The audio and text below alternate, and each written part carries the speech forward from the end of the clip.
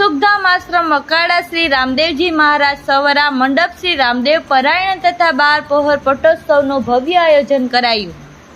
માળિયાહાટીના અકાળા ગામે આવેલા શ્રી સુખધામ આશ્રમ ખાતે વિવિધ ધાર્મિક કાર્યક્રમનું ભવ્ય આયોજન કરવામાં આવ્યું છે, જેમાં આજે 25 તારીખે મંડપ સ્થાપના શ્રી રામદેવ રામાયણ માનસ ગાથાનો પણ શ્રી રામદેવ રામાયણની વ્યાસપીઠ પરથી અલૌકિક કથામૃતનું રસપાન 31 તારીખ સુધી કરવામાં આવશે, જેમાં આજે પોથીયાત્રા અકાળા રામજી મંદિરથી સુખધામ આશ્રમ કથા સ્થળે પહોંચી હતી।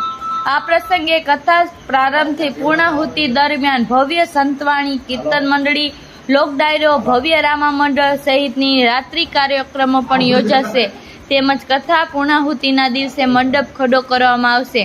ત્યારે આ ભવ્ય અને દિવ્ય ધાર્મિક કાર્યક્રમમાં અનેક અતિથિ વિશેષ સાધુ સંતો અને મોટી સંખ્યામાં ધર્મપ્રેમી જનતા વધારશે।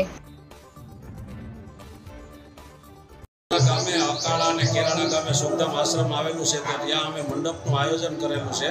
23 તારીખે અમે થંભ અને દોરી કેશોદ ગામે મુકામે લેવા હજારો માણસ ભાવિક ભક્તોની સાથે લેવા ગયા હતા અને હજારો માણસોએ અહીં પ્રસાદ પણ લે છે। તો મંડપનું એવું જોરદાર આયોજન કરેલું છે। દરેક ધર્મપ્રેમી જનતાનો સાથ સહકાર કેરાણા અને અકાળા આજુબાજુના તમામ ગામોમાંથી મળી રહ્યો છે।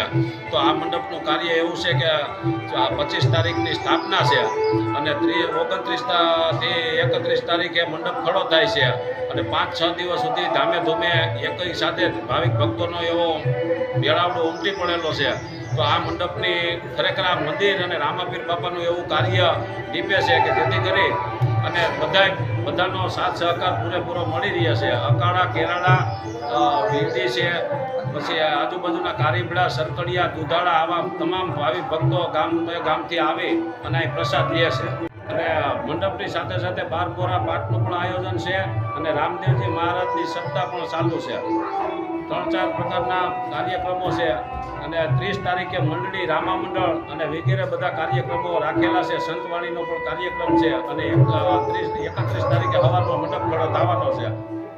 શું આપ પૂરા વર્ષ માટે સૌથી શ્રેષ્ઠ મસાલાની શોધમાં છો?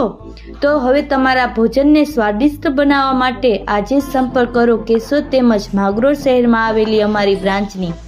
વધુ માહિતી માટે ડિસ્પ્લે પર આપેલી માહિતી પર અમારો કોન્ટેક્ટ કરો।